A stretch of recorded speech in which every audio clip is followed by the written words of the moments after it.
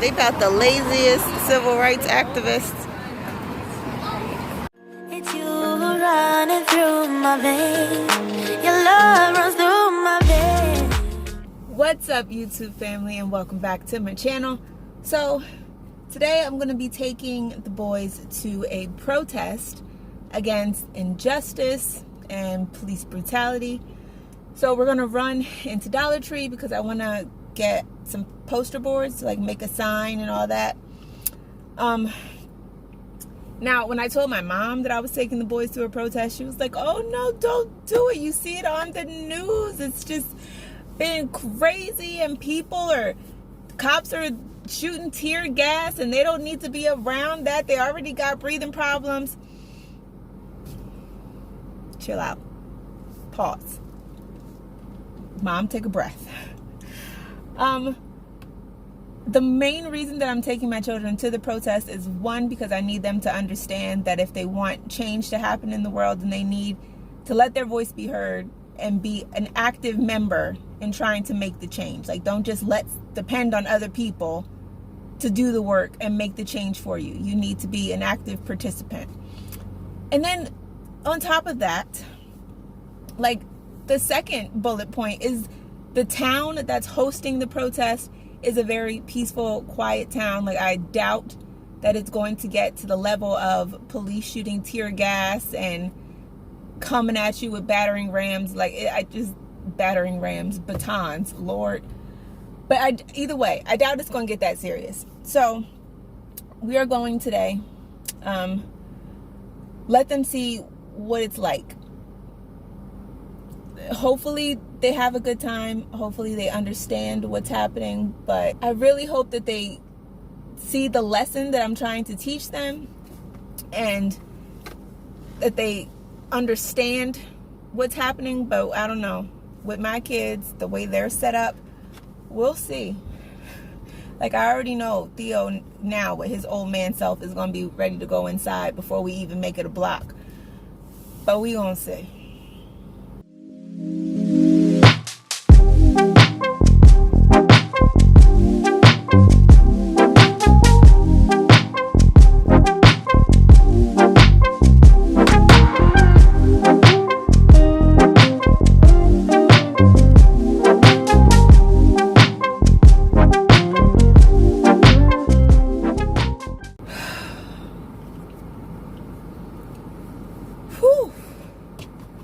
It is so hot outside. Like, I feel like we skipped straight from winter to summer. We didn't even have a spring. But they didn't have any white poster boards. I'm hoping that's because everybody's making signs for this protest. But who knows? But anyway, they didn't have any white poster boards. But they did have the colored ones. So I got a red one and a green one. And then I knew that if one boy was holding the sign, the other boy was going to want to too. So then the other one, I just got green. I didn't intend to go in there and get it was the Pan-African flag colors. But this is how it happened. And I don't apologize for it.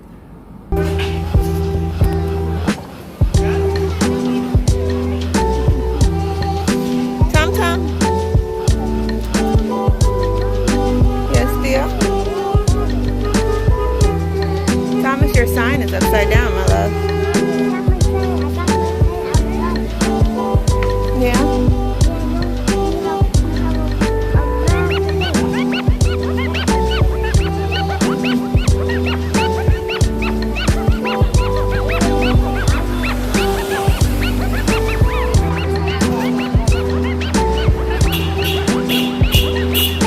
They got the laziest civil rights activists.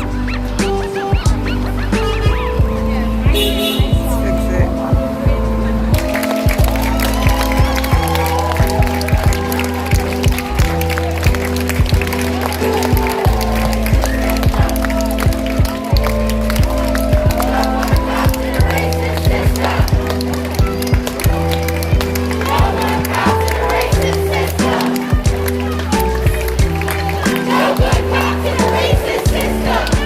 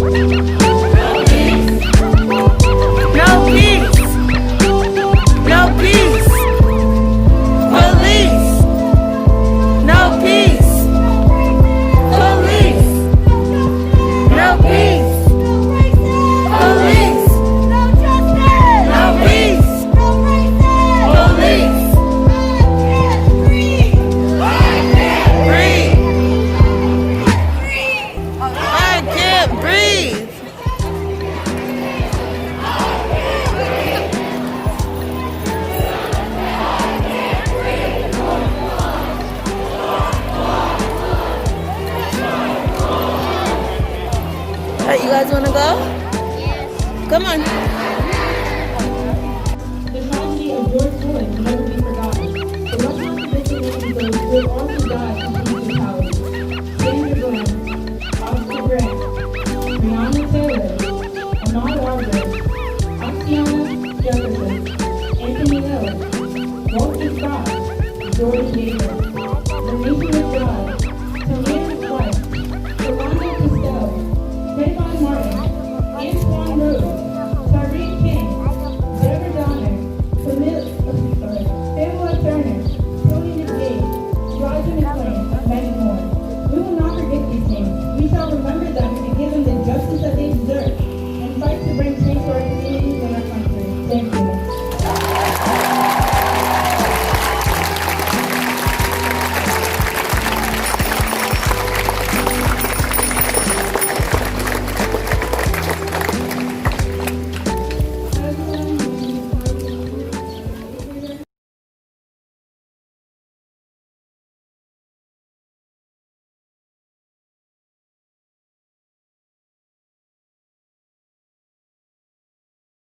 Good morning, family. So it is the next day. I was so tired once we got back from the protest, cooked dinner, cleaned up, did dishes and all that, got in the shower, and after that I was just tired. So put the boys to sleep, I went to sleep. But here we are the next day, and I honestly, just to give you guys a synopsis of how yesterday went, it was beautiful. It was peaceful, first off, just like I thought. Everybody was there with one mission and one purpose in mind, and it was everyone was on one accord, which was the most beautiful thing I have ever seen. Like, there were people lined in the sidewalks because for the first hour it was a stand-in, so we lined both sides of the street, their busiest road in the town, and everybody had a signs that said Black Lives Matter, I can't breathe, just whatever they thought of to make a sign about in solidarity, like for the cause. Everybody had a sign, and we did that for an hour, and cars would ride by down the street and honk and support. Like, nobody said anything out of the way. I didn't hear an all lives matter at all. Like, it was really good. The police were riding up and down the street in their cruisers with, like, there was an officer in the front driving and then an officer in the trunk, where they had the trunk popped open, and he was just riding around in the back, like, offering all the protesters water, making sure everybody had enough sunscreen on. Since we were out there, like, I was shocked and amazed and thankful, because it was really like a community. It wasn't a me versus you, an us versus them. Like, it was a community of everybody just looking out for each other. We all agreed on why we were there. So after we did the stand-in for an hour, we all started to march towards the park. And that in itself, like, I wish I could have recorded it, but it was so many people that I had a poster, a sign in one hand, Theo's hand in my other. Like, I had my phone in my hand too, but it was like so many things I was juggling that I didn't want to lose my baby in the crowd, so I couldn't let go of his hand, and I didn't have a place to put our sign, so it was just, I couldn't record the actual march. I did manage to record some of the organizers of the march, them marching before everybody else joined in and we joined in, but it was beautiful. Like, for the first protest to have taken my children to, it was really beautiful. And of course, I wasn't wrong about my kids. I know them so well. From the moment we stepped out of the car, it was nothing but complaints. Nothing but complaints. I'm too hot. I don't want to hold this sign. I want to sit down. My legs hurt. Why are we walking? They're so loud. Like, just complaint after complaint after complaint. But they stuck through it. We did the march, and then after the march, they held a vigil. I almost said that word wrong. A vigil, I think. Yeah. They held a vigil for George Floyd and Breonna Taylor, and it's sad to say, but they almost did like a roll call of everyone who has lost their life to injustice, like Ahmaud Arbery, Trayvon Martin, Tamir Rice. Like, they just really called out all the names of all the people who have lost their lives unjustly. And so it was a very sombering moment. And then, so after they did the roll call, we did a moment of silence for George Floyd, and everyone knelt for the 8 minutes and 43 seconds. And that too was beautiful, because everyone, young, old, children, like, everyone knelt and stayed kneeling for that time. After the march was over and the vigil was done, they sung Lean on Me, which was a nice ending to the event. And after the song, everyone walked back to their cars, their houses, which was nice.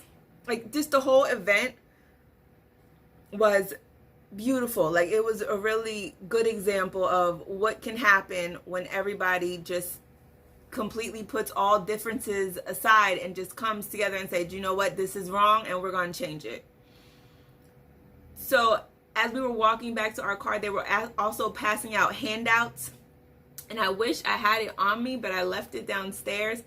But I'll try to put a picture somewhere in the atmosphere over here, because there's more space.